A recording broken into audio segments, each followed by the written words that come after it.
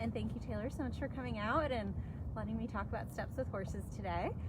So STEPS stands for something long and complicated sounding. That is Spectrum of Therapeutic Equine Partnered Services. And so what that all is to say is that we don't just provide one type of service, we provide several to best support our clients. Which brings up the next question of what exactly do we do and who are our clients? So we provide equine assisted therapies and activities for people with different types of mental health concerns. And that is our focus, our exclusive focus is mental health.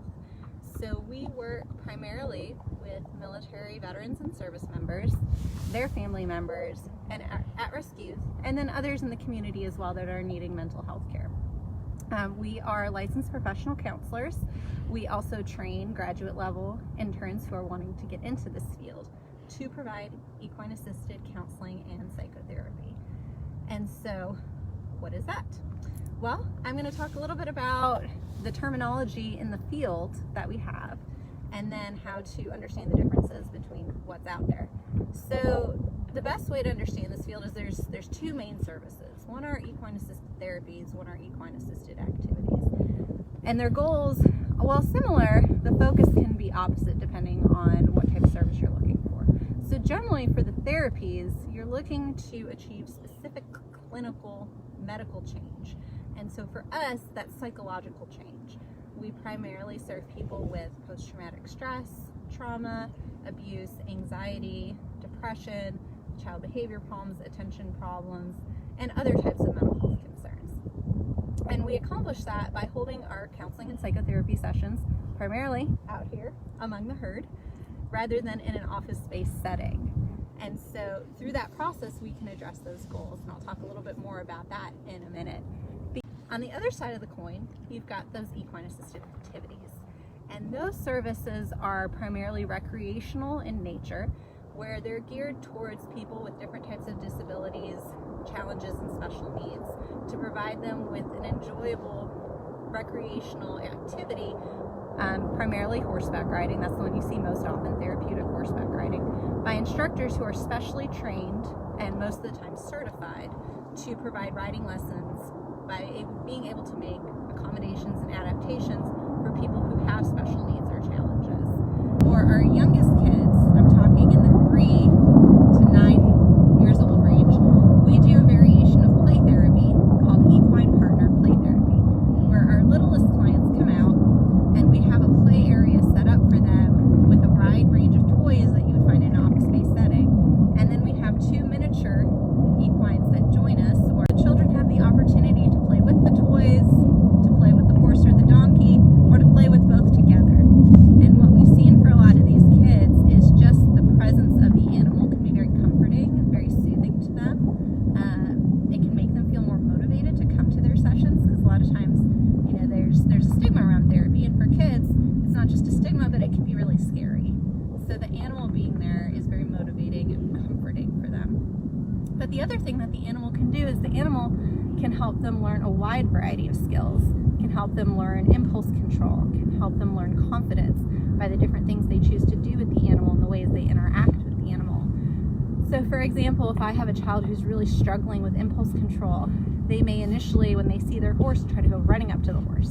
Our horses that do play therapy are very well behaved, they're very well trained, and the worst they'll do is run away from the child. And so that's really good feedback for the child in that moment of, hey, my behavior affected somebody else. And the way it affected them is it made them uncomfortable or nervous. And so over time, we start to see these same children, assuming they want that interaction, is they learn to catch themselves. So what that means is they're learning to be more aware of themselves, but they're also gaining empathy in that they're starting to learn, you know, the way I am affects somebody else and how to form those relationships, which then they take back to the family pet that now is suddenly coming out from under the bed. Or they take it to their peers at school and are able to start making friends. The other type of counseling we do is relational equine partner counseling. And that's the one that primarily happens out here in the pasture. And so just like the name, it's relationship focused. And we use the term relationship pretty broadly, where it's not just, you know, somebody has a warm fuzzy relationship with their horse, which a lot of people do, but it's the idea that anytime we interact with anybody, whether that is our spouse, whether that is me and Taylor right now, whether that is me talking to somebody trying to fix my computer who is in another country, in that moment, that's a relationship. And the ways that we enter into and approach and behave in relationships, whether good or bad, tends to be pretty stable pattern of interacting, which we don't usually change unless we have need to. And so that pattern tends to follow people in the way they interact with horses. So for example, if somebody is struggling with social anxiety and they're really worried that anything they say or do might be rejected or disapproved of by somebody else, we're likely to see that come out in the way they interact with their horse, where they may be hesitant to tell the horse something they want the horse to do. So through the process of building a relationship with the horse that they've chose, and most of our clients do choose a horse that becomes their main horse, they have the opportunity to practice and try out things and see what happens. So, you know, as they're talking about wanting to tell the horse to do something, maybe they're talking about what feelings that's bringing up for them, the fears that they're having. And so, in a nutshell, they get to practice the people skills that they need to work on with the horses. But one of the most amazing things about horses is that, you know, as you can see, we feel calm out here. We feel peaceful. I'm sure just even those of you who aren't here who are seeing this, you can see the peace in this pasture. And that's one of the biggest things we hear from our clients, especially our clients who have suffered from trauma or post-traumatic stress, is it's hard to find a safe place, a place that feels comfortable. And a lot of the time when they're here, they get to feel that. And horses, being pre-animals, they're so highly attuned to their environment and their surroundings that they're also highly attuned to us and noticing what we're feeling. Even to the point that a lot of the time they notice what we're feeling before we're used to feeling it ourselves, or used to noticing it ourselves. So for our clients that are experiencing anxiety or post-traumatic stress symptoms, that can be really helpful, and the horses are able to bring it to their attention, what's happening, which the sooner you find out about it, the easier it is to do something about it. These horses, they're drawn in when a client is feeling really distraught or upset, and they'll want to come be a part of the session. Other horses will really react and have a response if a client's anxious, and they might either stay close to that client, or sometimes they'll want that client to change that state of being, and they might get really pushy, or they might start to do silly things like grabbing their coat or trying to grab their hair. And all of that is really good feedback, and not one of these horses responds exactly the same way. Just like each therapist is individual, so are these horses. And the other nice thing about that is it allows our clients to really choose a horse that they feel connected to. We don't know exactly what the horses are able to notice, but there's been more and more research coming out, especially in this last decade, specifically the last 5 years, showing that horses can read human facial expressions and tell the difference between a positive one and a negative one, and that they react differently. There are studies showing that horses and human changes in heart rate will sync up. So if somebody is feeling calm and their heart rate starts to change, the horses, obviously they don't have the same heart rate, but will also change to indicate that they're both starting to move. And so that's kind of how the therapy works in a nutshell. And like I said, that's our main service.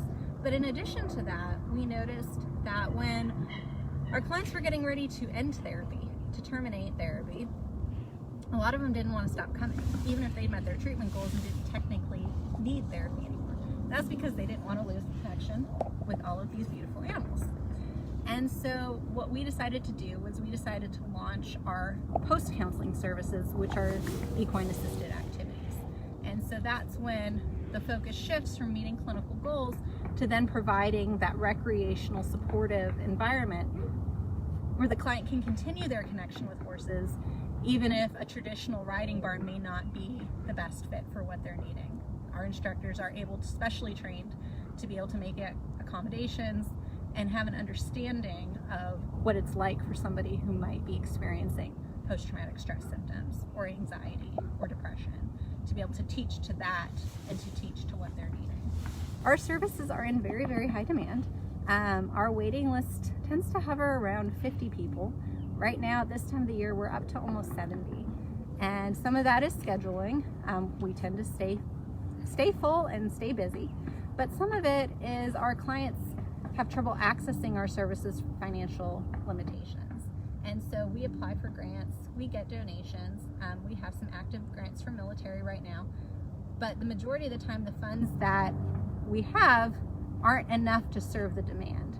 And so we're always needing more. Hope for All hopes you'll help us support Steps with Horses by making a financial contribution.